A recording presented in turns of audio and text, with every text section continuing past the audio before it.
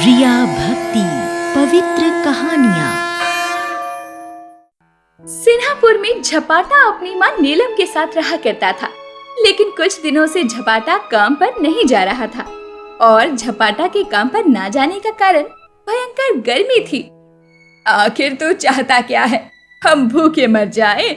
एक तो गर्मी आग बरसा रही है, जिस वजह से आज न कल हमारी मौत तो निश्चित है, और ऊपर से अगर तू हमें भूखा मारना चाहता है तो बता देना लल्ला। बिल्कुल भी नहीं माँ, मैं आपको भूखा नहीं मारना चाहता, बल्कि आपको तो समझना चाहिए कि इस भीषण गर्मी में मैं काम पर नहीं जा सकता। अगर तू काम पर नहीं गया तो सचमुच हमारे भूखे मरने की नौबत आ ही जाएगी। अच्छा ठीक है माँ, आप कहती हो तो मैं काम पर जाता हूँ। आज वैसे थोड़ी कम गर्मी लग रही है, बस आप भोलेनाथ से दुआ करना कि थोड़ी और गर्मी कम हो जाए। हाँ प्रभु सब ठीक करेंगे, तू जा काम पर मन लगा, और हाँ शाम में खाली हाथ बिल्कुल मत लौटना। झपाटा अपनी माँ की बात सुनकर काम के लिए निकल जाता है, लेकिन उसे अभी भी बहुत गर्मी लग रही थी। पसीने से तरबतर झपाटा काम के लिए निकलता है और जमींदार के घर पहुंचकर काम करने लगता है। हे प्रभु, थोड़ी सी गर्मी कम कर दो, वरना अगर इतनी गर्मी रही तो मैं पक्का अपने प्राण त्याग दूंगा। झपाटा कड़ी धूप में काम करता रहता है और आखिरकार वो चक्कर खाकर गिर पड़ता है। उसे घर लाया जाता है। उसकी माँ नीलम अपनी बेटी को बेहोश देखकर बहुत परेशान होती है। हाय रे, मेरे बेटे को क्या हो गया? अरे मैंने ही तो इसे धूप पर काम में भेजा था, अब देखो बेचारा धूप के कारण बेहोश हो गया। कोई तो मेरे बेटे को होश में ला दो। आसपास के गांव के लोग खड़े हुए ये सब देख रहे थे और झपाटा खाट पर बेसुध पड़ा होता है और नीलम रोई जा रही थी। कई घंटे बीत जाते हैं, लेकिन झपाटा को होश नहीं आता। अब ऐसे में अपनी झोली फैलाए नीलम प्रभु भोलेनाथ से कहती है, अरे खुद तो कैलाश पर्वत की बर्फीली वादियों में बैठे हो महादेव, और हम धरती वासियों को उबलती हुई गर्मी में छोड़ रखा है। अरे आपको तनिक भी दया नहीं आती अपने भक्तों पर?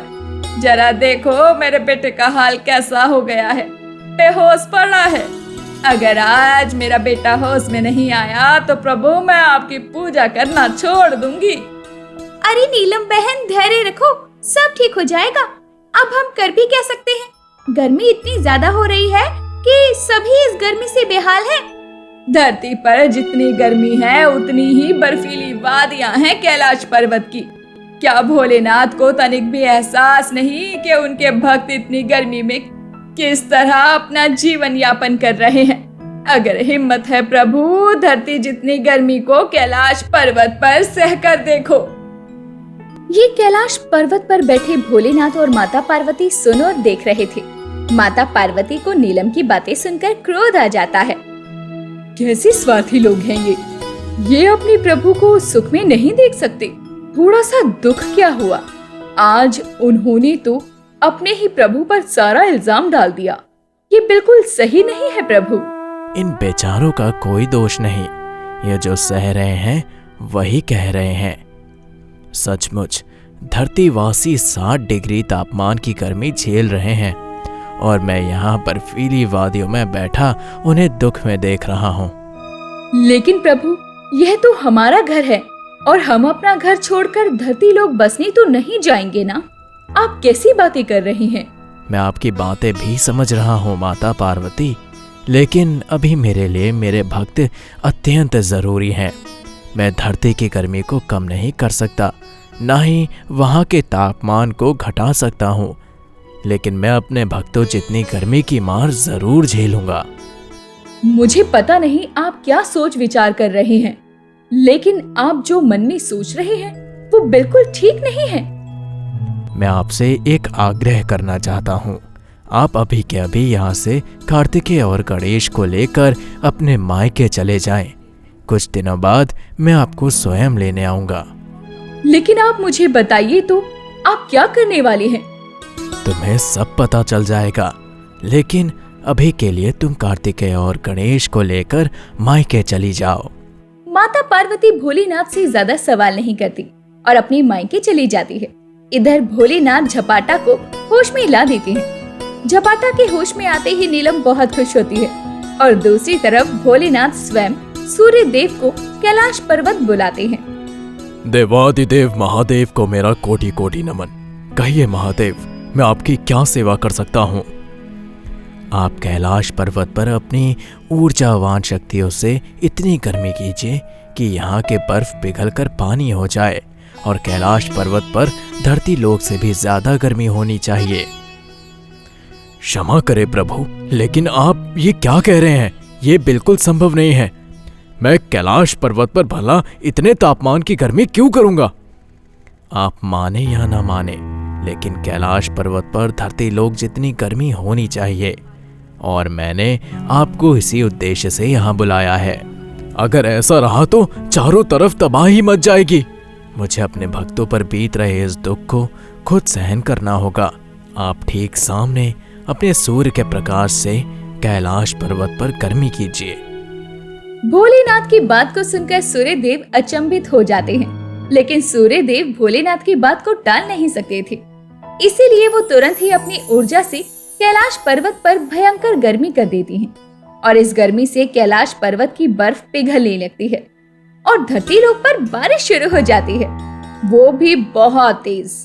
चारों तरफ पानी ही पानी नजर आ रहा था, और ये देखकर देवी देवता अचंभित हो जाते हैं और सभी माता पार्वती के पास पहुंचते हैं। नारायण नारायण, माता पार्वती, अब आप ही धरती लोक पर प्रलय आने से रोक सकती हैं। दरअसल हमारे भोलेनाथ तो है ही भोले। उन्होंने अपने भक्तों की बात मानकर कैलाश पर्वत पर भयंकर गर्मी कर दी है, और इस गर्मी के कारण कैलाश पर्वत के बर्फ पिघलकर बारिश का रूप ले रहे हैं, और यही बारिश धरती लोकवासियों के लिए मुसीबत बन गई है। लोगों के घर पानी में डूब चुके हैं, लोगों का जीना हराम हो चुका है, हराम। लेकिन उन्होंने तो मुझे ऐसा कुछ भी नहीं कहा। अगर ऐसा है तो मैं अभी इसी वक्त कैलाश पर्वत पर जाती हूँ। नारायण नारायण, मुझे भी आपके साथ चलना होगा माता पार्वती। चलिए, मैं आपको कैलाश पर्वत ले चलता हूँ। माता पार्वती नारायण के साथ कैलाश पर्वत पहुँचती है, जहाँ स्वयं भोलेनाथ गर्मी में बैठे पसीने से तरबतर होते हैं, और सूर्य देव अपनी गर्मी से कैलाश पर्वत पर इतनी गर्मी कर रहे थे कि कैलाश पर्वत की सारी बर्फ पिघलकर पानी बन चुकी थी। अब माता पार्वती भोलेनाथ के सामने हाथ जोड़कर कहती है, हे प्रभु, आपकी लीला अपरंपार है। आपने अपने एक भक्त के लिए कैलाश पर्वत जैसी बर्फीली जगह को पानी पानी कर दिया। यहाँ इतनी भयंकर गर्मी है कि अगली पल जीना मुश्किल है। अब आप कृपा करके सूर्य देव को यहाँ से जाने के लिए कहिए, वरना धरती लोक पर प्रलय आ जाएगा। आपके भक्त कैलाश पर्वत की बर्फ पिघलने की वजह से बर्बादी का सामना कर रही है प्रभु। लेकिन मैं इसे तब तक नहीं रोक पाऊंगा जब तक कि खुद नीलम मुझे इसे रोकने के लिए नहीं कहती। उनके कहने पर ही मैंने कैलाश पर्वत पर इतनी भयंकर गर्मी लाई। दूसरी तरफ धरती लोक पर चारों तरफ पानी पानी देखकर हर कोई परेशान था। नीलम अब प्रभु के सामने हाथ जोड़कर बारिश के रुक जाने और उस पानी को कम होने की गुहार लगाती है। हे प्रभु, हम मनुष्यों का क्या, हम तो अपने सुख के लिए कुछ भी मांग लेते हैं। जब गर्मी थी तो हम उस गर्मी से परेशान होकर ये कहते थे कि बारिश हो जाए, तब हमें गर्मी से राहत मिलेगी। और जब बारिश होकर चारों तरफ पानी भर गया तो अब हम ये चाहते हैं कि जल्द से जल्द धूप हो ताकि ये पानी सूख सके। हम स्वार्थी हैं, हम सिर्फ अपने सुख के बारे में सोचते हैं। हमें क्षमा कीजिए प्रभु, हमें क्षमा कीजिए। भोलेनाथ इतना सुनते हैं कि तभी वो सूर्यदेव को कैलाश पर्वत से जाने की अनुमति दे देते हैं। सूर्यदेव के जाते ही कैलाश पर्वत पर चारों तरफ दोबारा बर्फ जम जाती है और फिर से कैलाश पर्वत बर्फीला पर्वत बन चुका था। वहीं दूसरी तरफ धरती लोक पर भी बारिश बंद हो चुकी थी। नारायण नारायण, प्रभु आप बड़े ही भोले हैं, पर आपके भोलेपन का फायदा हर कोई उठा लेता है, क्योंकि आपके भक्त आपसे जान भी मांग ले तो आप अपनी जान भी दे दे। लेकिन आपने अपने कैलाश पर्वत पर जो गर्मी की थी वो वाकई देवगण के लिए अचंभित करने वाला नजारा था। मैं सदैव ही अपने भक्तों की इच्छा को पूरी करता हूँ, फिर चाहे इसके लिए मुझे या फिर किसी और को कितनी भी परेशानी हो, लेकिन मैं अपने भक्तों की इच्छा जरूर पूर्ण करता हूँ। आपकी भी कोई इच्छा हो तो अवश्य बताइएगा नारायण। नारायण नारायण, बिल्कुल भी नहीं प्रभु। क्या पता मैं अपनी इच्छा आपको बताऊं और फिर कैलाश पर्वत पर एक और नई मुसीबत आ जाए और मैं माता पार्वती के पास विनती लेकर पहुंचूं। हे माता पार्वती, भोलेनाथ को समझाइए, ये किसी दुविधा में उन्होंने देवगण को फंसा दिया है। इतना सुनने के बाद भोलेनाथ, माता पार्वती और नारायण तीनों ही जोर जोर से हंसने लगते हैं। वहीं दूसरी तरफ बारिश होने के कारण धरती लोक पर गर्मी तो कम हो चुकी थी, लेकिन फिर नीलम भगवान से ऐसी प्रार्थना कभी नहीं करती। बिहार के मधुबनी में विद्यापति नाम का एक कवि हुआ करता था। विद्यापति अपनी पत्नी के साथ रहा करता था। विद्यापति को कोई संतान नहीं थी, फिर भी विद्यापति को अपने महादेव से कोई शिकायत नहीं थी। वो महादेव का परम भक्त था। ओम नमः शिवाय, ओम नमः शिवाय, ओम नमः शिवाय, ओम नमः शिवाय। हे प्रभु, आपकी दुआ से मेरे पास किसी चीज की कमी नहीं है। भले ही संतान ना होने का दुख मुझे मरते दम तक रहेगा, लेकिन आपकी पूजा करके मैं सारे दुख भूल जाता हूँ। अरे हो गई तुम्हारी पूजा पाठ तो दूध ले आओ ताकि चाय बना सकूं मैं, वरना थोड़ी देर बाद चाय के लिए चिल्लाने लगोगे। अरे भाग्यवान, कम से कम पूजा तो कर लेने दिया करो। पूजा करते वक्त भी चिल्लाने लगती हो। करो पूजा, किसने मना किया है, लेकिन जिंदगी में सुख हो तो पूजा करने में भी आनंद आता है। अरे तुम्हें किस बात की विपद आ गई जो ऐसी बातें करती रहती हो? बल्कि महादेव की पूजा से तो आनंद मिलता है। अरे हाँ बस करो, मुझे ज्ञान देने की जरूरत नहीं है। जो काम कहा है वो करो जाकर। विद्यापति महादेव का परम भक्त था। वो हर वक्त महादेव का नाम जपने के अलावा सुबह शाम पूजा भी करता। वो हर एक काम करने से पहले महादेव को याद करता। उसके जीवन का यही आधार बन चुका था। एक रोज महादेव विद्यापति की भक्ति से प्रसन्न होकर नौकर के भेष में विद्यापति के घर आते हैं, जो कि घर के बाहर झाड़ू लगा रहा था। अरे मालिक सुनिए जरा, मैं यहाँ काम के उद्देश्य से आया था। मुझे आप अपने घर काम दे दीजिए। मैं खाना बनाना, बर्तन धोना, झाड़ू लगाना सब जानता हूँ। अरे नहीं नहीं, मुझे किसी नौकर की जरूरत नहीं। मैं और मेरी पत्नी ही तो रहते हैं इस घर में। अरे मालिक, कौन सा मैं काम के लिए आपसे पैसे मांग रहा हूँ? बस 2 वक्त की रोटी दे देना, बाकी घर का सारा काम मैं कर दूंगा। और अगर तू घर का सारा काम करेगा तो इस उम्र में मेरे हाथ पैर में जंग लग जाएगी। नहीं नहीं भाई, तू कहीं और जाकर काम ढूंढ, तेरे लायक यहाँ कोई काम नहीं है। इतना सुनने के बाद विद्यापति के हाथों से वो झाड़ू ले लेता है और झाड़ू लगाने लगता है। झाड़ू लगाते हुए विद्यापति से कहता है, अरे मालिक देखिए, मैं कितना अच्छा काम करता हूँ। आपको तो सिर्फ आराम मिलेगा और काम भी, और तो और शिकायत का कोई मौका भी नहीं। ठीक है, अगर तुझे लगता ही है तो मैं तुझे अपने घर पर काम पर रख लेता हूँ, लेकिन ध्यान रहे जरा मेरी भाग्यवान से बचकर रहना। वो थोड़ी गुस्से वाली है, जो कहे सुन लेना। उगना धीरे धीरे अपने मालिक विद्यापति का भरोसा जीत लेता है। वो घर के सारे काम करता, बाहर से सब्जी लाता, दूध लेकर आता और सारे घर को संभालता। और विद्यापति को अब बहुत आराम मिलता। वो सुबह शाम महादेव की पूजा करता और आराम करता। एक रोज उगना विद्यापति से काम करते हुए पूछता है, अच्छा मालिक, आपको महादेव की पूजा करके क्या मिलता है? जबकि मालकिन बताती है कि आपको कोई संतान नहीं है और आप महादेव की पूजा में बस लीन रहते हैं। अरे क्या बताऊं, भगवान को संतान तो देनी थी, ना जाने कौन सा पाप कर दिया कि संतानहीन बना दिया उन्होंने हमें। तुम तो भगवान को कोसना बंद करो। हर वक्त सिर्फ भगवान के बारे में गलत बोलती रहती हो। मुझे महादेव की पूजा करके सुकून मिलता है, भले ही उन्होंने मेरे जीवन में संतान सुख ना लिखा हो। अच्छा, तो आपको महादेव की पूजा करके सुकून मिलता है? ये तो बहुत अच्छी बात है मालिक। अब अपने मालिक की चमचागिरी बस भी कर दे और जाकर थोड़ी बर्तन धो ले। हाँ मालकिन, बस अभी खाना खाकर जाता हूँ बर्तन साफ करने।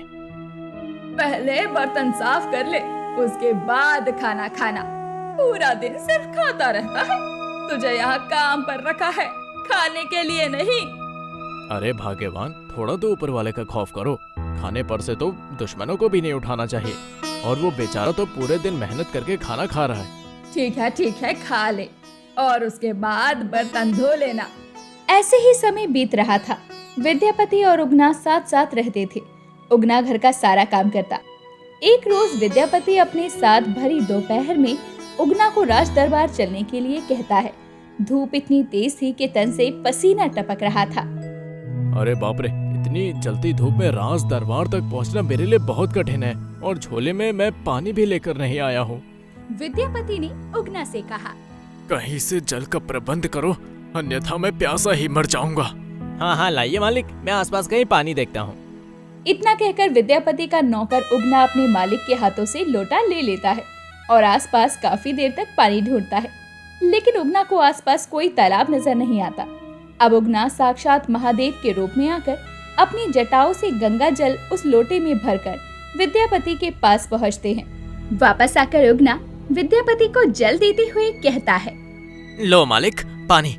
विद्यापति जैसे ही एक घूंट पीता है, उसको पता चल जाता है कि ये कोई साधारण पानी नहीं है, ये तो गंगा जल है। विद्यापति उगना के पैरों में गिर जाता है और कहता है, आप जरूर महादेव हैं, क्योंकि आसपास कोई पानी का स्रोत नहीं है, फिर ये गंगा जल कहाँ से आया? महादेव अपने असली रूप में आकर विद्यापति को उठाते हुए कहते हैं, मैं तुम्हारी भक्ति से बहुत खुश हुआ था, इसलिए मैं तुम्हारे यहाँ नौकर बन के आया। अब तक मैं जिसको अपने घर का नौकर समझ रहा था, वो तो साक्षात महादेव निकले। मैं धन्य हो गया महादेव, मैं धन्य हो गया आपके दर्शन पाकर महादेव। उठो विद्यापति, मैं तुम्हारी भक्ति से प्रसन्न हुआ, तभी मैंने तुम्हारी सेवा करने का फैसला लिया। तुमने इतने समय से मेरी सेवा की, जबकि तुम्हारी किस्मत में निसंतान होना लिखा था, लेकिन तुमने कभी मुझे कोसा भी नहीं, और मैं तुम्हारी भक्ति में खुश हूँ।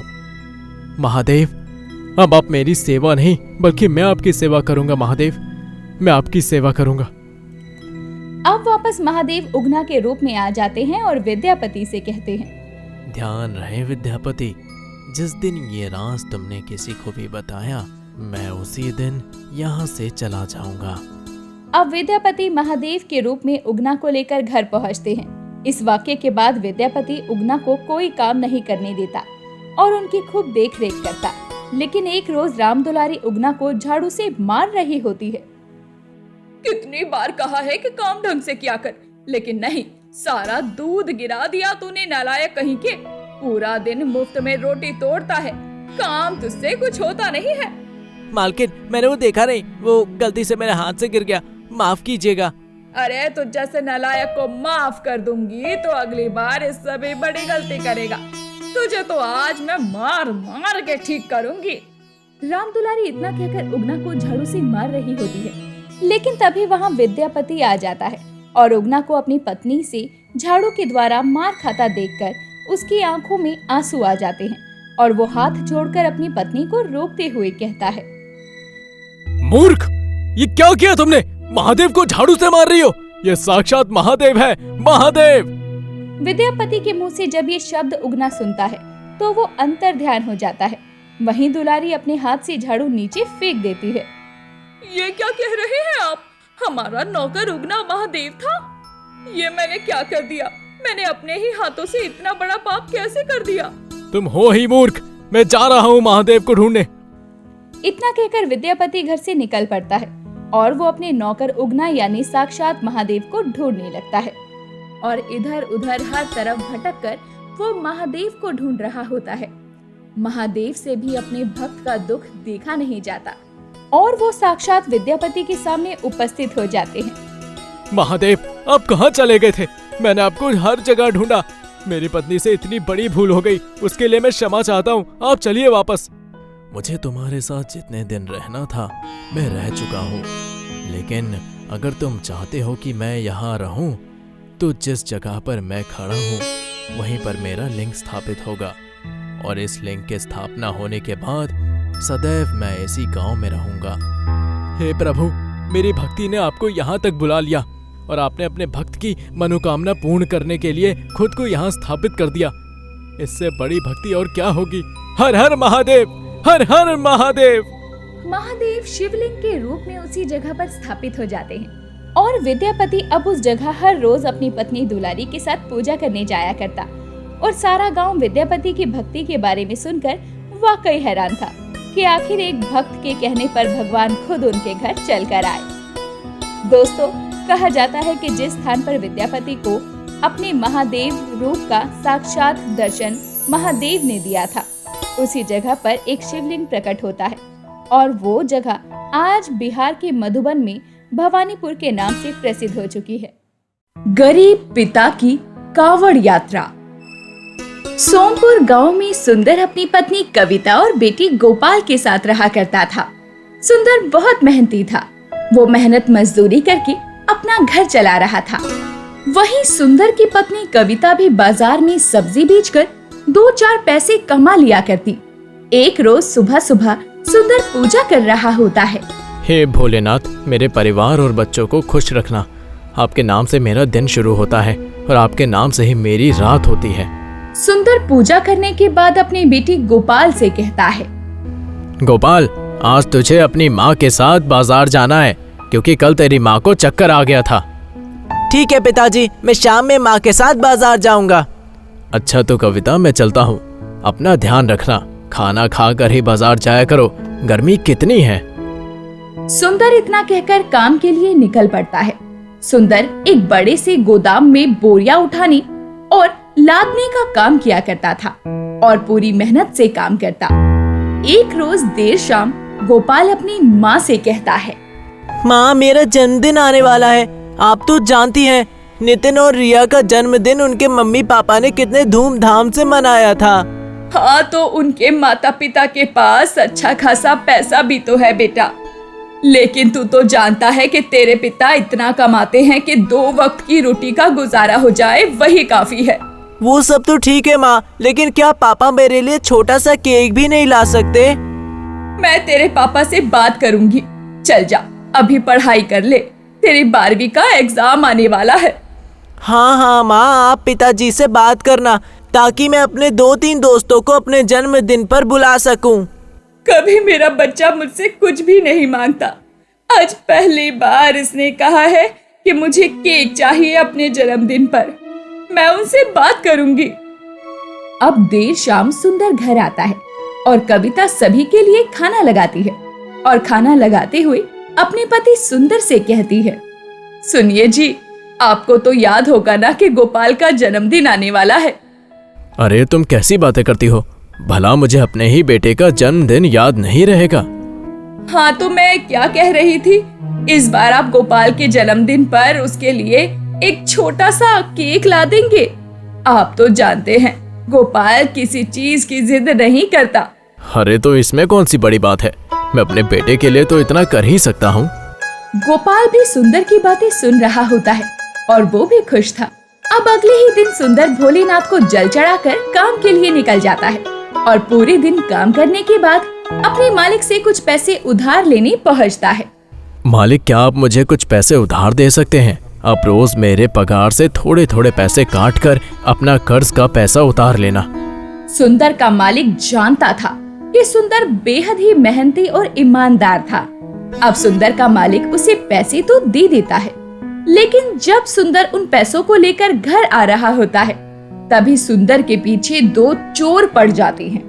लगता है लोगों को मालूम है कि मेरे पास कुछ पैसे हैं। मुझे जैसे भी ये सुनसान रास्ता पार करना ही होगा। हे भोलेनाथ, मेरी रक्षा करना। इतना कहकर सुंदर जल्दी जल्दी चलने लगता है। अब सुंदर का जो 2 लोग पीछा कर रहे होते हैं वो सुंदर को आगे से घेर लेते हैं। कौन हो तुम लोग और क्या चाहते हो मुझसे? देखो, तुम लोग जो भी हो मेरे रास्ते से हट जाओ, मुझे घर जाना है। चला जा, हमने कब रोका है? हमें तो बस पैसे चाहिए जो तेरे पास हैं। कौन से पैसे? मेरे पास कोई पैसे नहीं है, मैं तो खुद मजदूर आदमी हूँ। शराफत से पैसे देता है या मार खाकर देगा? यहाँ तुझे बचाने वाला कोई दूसरा नहीं आने वाला। मेरे पास कोई पैसे नहीं है, मुझे जाने दो। ये ऐसे नहीं मानने वाला, इसे खर्चा पानी देना ही होगा। इतना कहने के बाद दोनों चोर सुंदर का पैसा छीनने लगते हैं और जब सुंदर उन्हें पैसे नहीं देता तो वो दोनों चोर सुंदर को खूब मारते पीटते हैं और सुंदर की हालत बिगाड़ देते हैं। अब एक चोर जाते जाते एक बड़ा सा पत्थर उठाता है और सुंदर के हाथों पर दे मारता है। सुंदर वहीं दर्द से बेहोश हो जाता है। हालांकि गांव के लोग जब रास्ते से गुजरते हैं तो वो सुंदर को उसके घर पहुंचा देते हैं। और जब सुंदर को डॉक्टर के पास ले जाया जाता है तो डॉक्टर भी पता नहीं पाते कि सुंदर को ठीक होने में कितना समय लगेगा, क्योंकि सुंदर को उन चोरों ने पैसे छीनकर खूब मारा था। पिताजी, आप जल्दी ठीक हो जाइए। मुझे माफ कर दे बेटा, मैं तेरे लिए केक नहीं ला पाया। आप ऐसी बातें तो मत कहिए। अब तो बस भोलेनाथ से यही दुआ है कि आप जल्द से जल्द ठीक हो जाए। सुंदर की हालत ऐसी हो चुकी थी कि वो खुद से खुद के सहारे चल भी नहीं पा रहा था। अब एक रोज सुंदर कविता से बातें कर रहा होता है और गोपाल कहीं बाहर से घर आता है। एक तो मैं पूजा भी नहीं कर पा रहा हूँ और मेरे मन में अजीब अजीब ख्याल आ रहे हैं। जब से मैं बीमार पड़ा हूँ, एक बार मुझे भोलेनाथ के दर्शन को हरिद्वार जाने का मन है और लगता है मैं इस बार कावड़ उठा भी नहीं पाऊंगा। आप ठीक हो जाइए तो हम सब भोलेनाथ के दर्शन को चलेंगे। मुझे नहीं लगता कि अब मैं ठीक हो पाऊंगा, लेकिन भोलेनाथ अगर मेरी सुन रहे हैं तो वो मेरी इस इच्छा को पूरा जरूर करेंगे।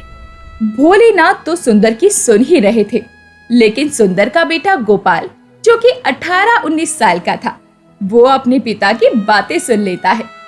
अब वो कावड़ उठाने का मन बनाता है और जब इस बात को बीते हुए 2-3 दिन हो जाते हैं तो गोपाल अपनी माँ से कहता है, माँ, मेरी स्कूल की छुट्टियाँ चल रही है और मुझे हरिद्वार जाने का बहुत मन है, लेकिन मैं इस बार अकेले कावड़ उठाकर हरिद्वार नहीं जाऊंगा, बल्कि पिताजी के साथ जाऊंगा।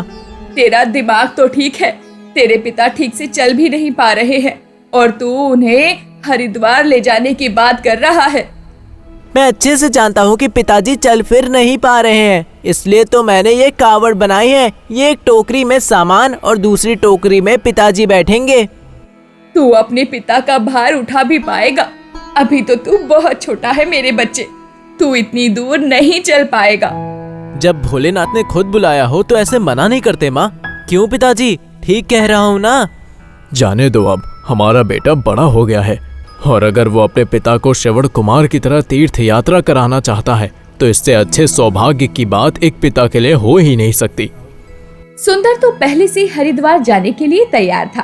अब गोपाल अपने पिता को एक टोकरी में बैठाता है और दूसरी टोकरी में सामान लादे हर हर महादेव के जयकारे के साथ कावड़ लेकर हरिद्वार के लिए निकल पड़ता है। लेकिन उसे रास्ते में एक बूढ़ा आदमी मिलता है। अरे बेटा, मेरी मदद करो, मुझे भी हरिद्वार जाना है और मैंने दूर से तुम्हें अपने पिता को टोकरी में लाते देखा, तो मैंने सोचा दूसरी टोकरी में तुम मुझे बैठा लोगे। अरे क्यों नहीं, आप इस सामान को हटाकर यहाँ बैठ जाइए और इसे अपने हाथों में पकड़ लीजिए। मैं आपको भी हरिद्वार तक ले चलूंगा। भगवान तुम्हें हमेशा खुश रखे।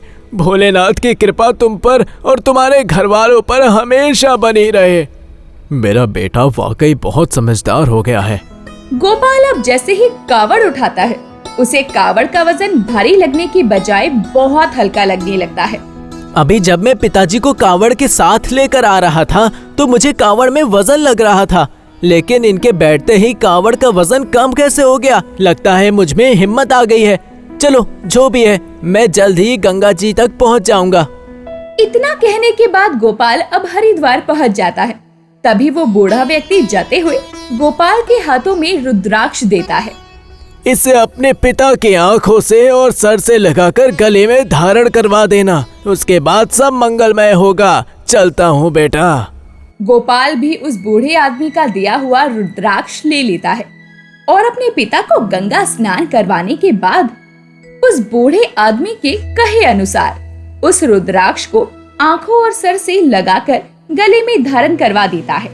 तभी गोपाल देखता है कि उसके पिता खुद ब खुद चल रहे हैं और उनका शरीर भी बेजान नहीं है। ये क्या हो गया मेरे साथ? इस रुद्राक्ष को पहनते ही ऐसा लगने लगा जैसे मुझे एक नया जीवन दान मिल गया हो। मेरे हाथ पैर और बेजान शरीर में फुर्ती कहाँ से आ गई? कहीं ये बूढ़े आदमी साक्षात भोलेनाथ तो नहीं थे? गोपाल, उसे ढूंढो।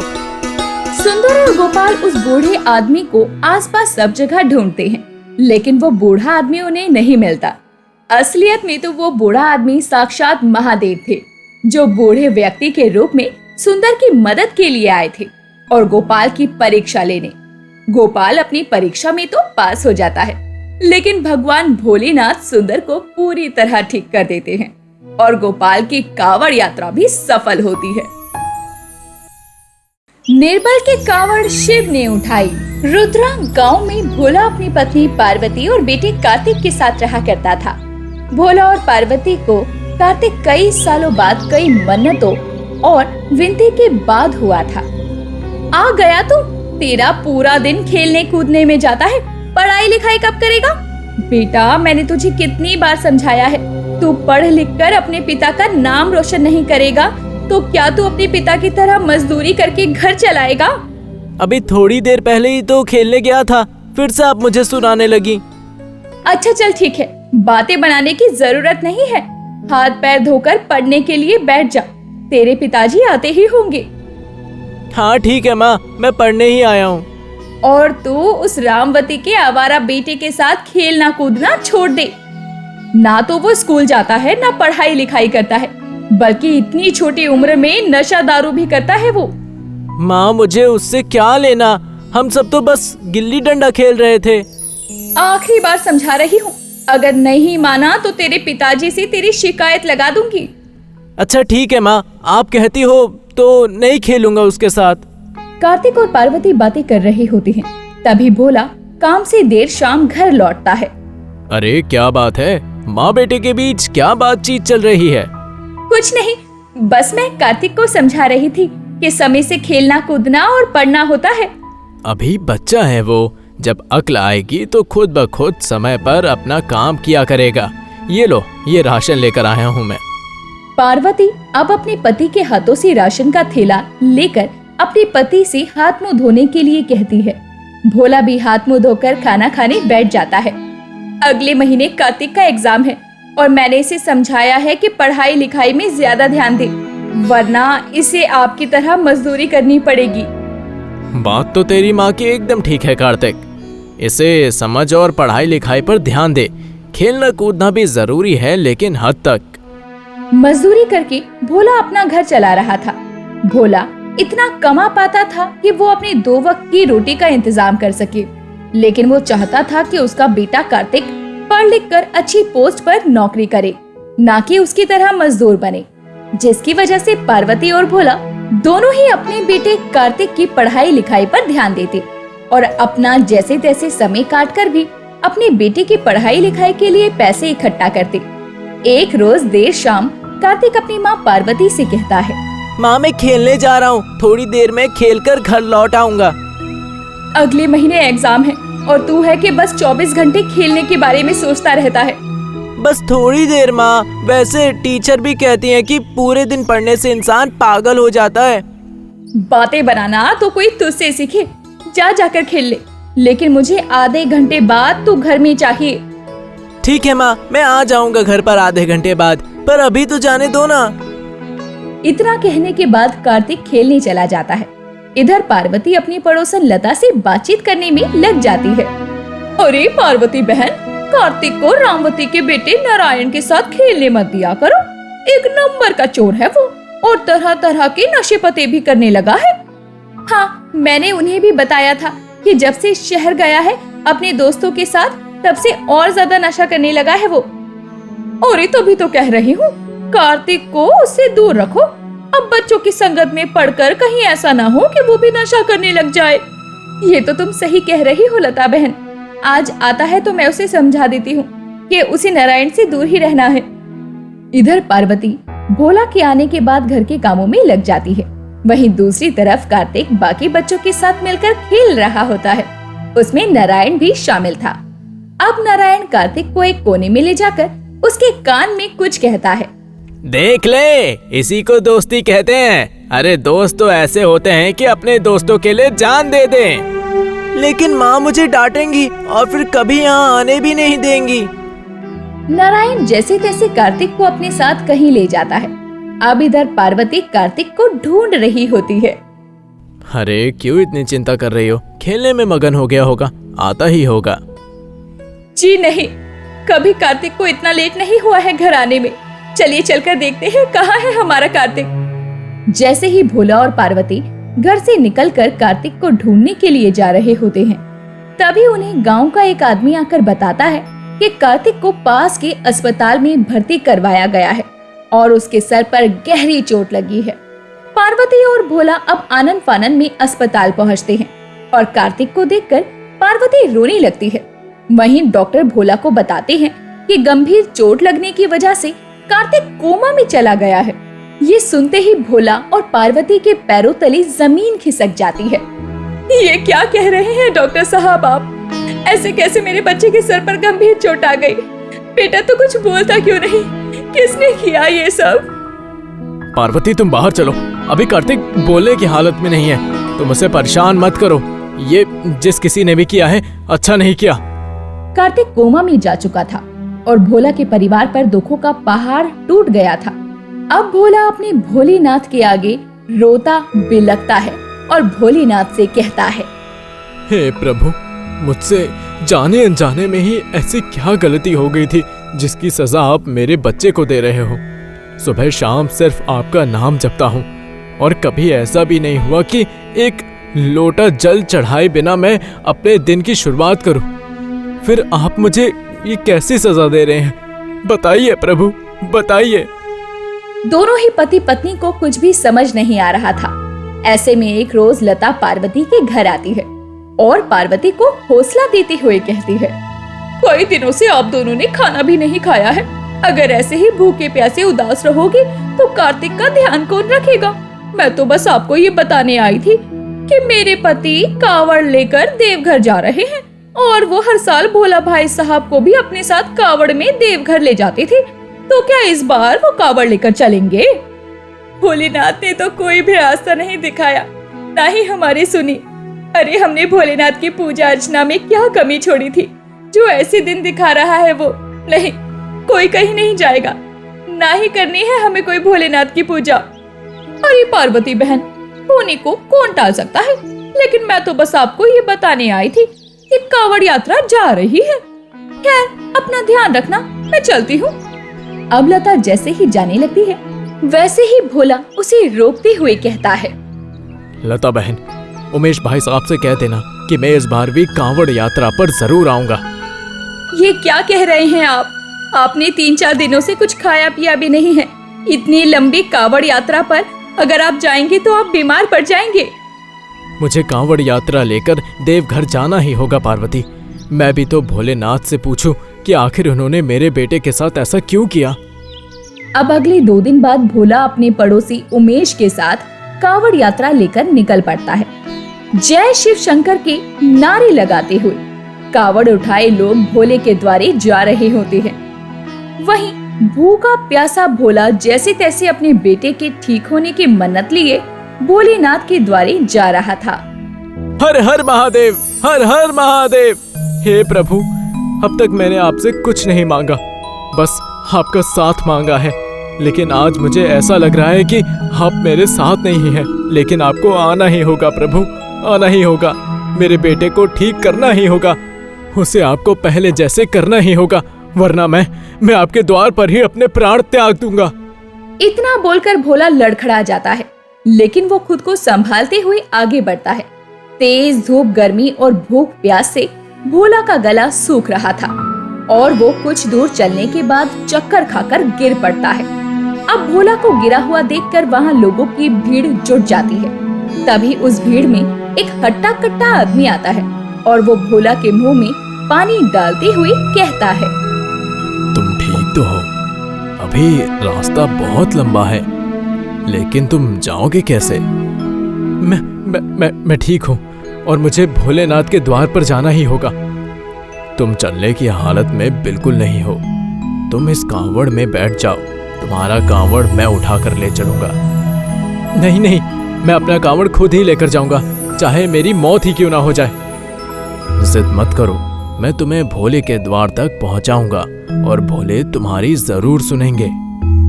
बहुत कहने पर भोला उस कावड़ में बैठ जाता है और वो आदमी भोला के कावड़ को लिए देवघर पहुंचता है और भोला को उसकी कावड़ देते हुए कहता है, ये जल मैं भोले को शिवलिंग पर चढ़ाने के लिए लाया हूँ, लेकिन तुम्हें दे रहा हूँ। इस जल को घर लेकर जाना और अपने बीमार बेटे को पिला देना। इतना बोलकर जैसे ही वो आदमी जाने लगता है, भोला उसे देखकर हैरान रह जाता है, क्योंकि भोला को वो आदमी साक्षात महादेव के रूप में दिखता है। तभी भोला उन्हें रोकते हुए कहता है, हे प्रभु रुकिए जरा। प्रभु आपके साक्षात दर्शन हो गए। मुझ जैसे निर्बल और असहाय आदमी का आपने कांवड़ भी उठाया। जब तक भोला प्रभु को देखकर आवाज दे रहा था, प्रभु विलीन हो जाते हैं और भोला को विश्वास नहीं होता कि उसकी कावड़ स्वयं भोलेनाथ ने उठाई।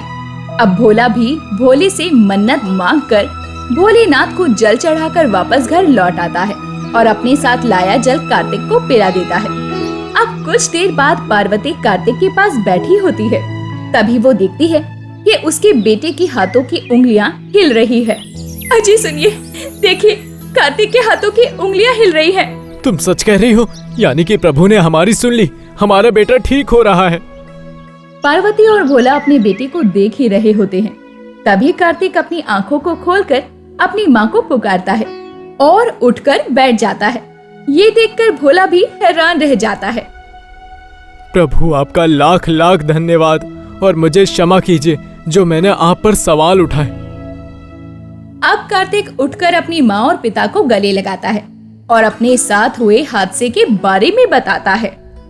माँ, उस दिन मुझे नारायण देर शाम सुनसान जगह पर ले गया और मुझे चोरी करने के लिए कह रहा था। जब मैंने उसे मना किया तो उसने बड़े से पत्थर से मेरे सर पर वार किया ताकि मैं किसी को बोल न सकूं कि उसने मुझसे चोरी करने के लिए कहा। भोला और पार्वती अब अपने बेटे कार्तिक का और भी ज्यादा ध्यान रखने लगते हैं और प्रभु भोलेनाथ पर उनकी भक्ति और प्यार और भी ज्यादा बढ़ जाता है।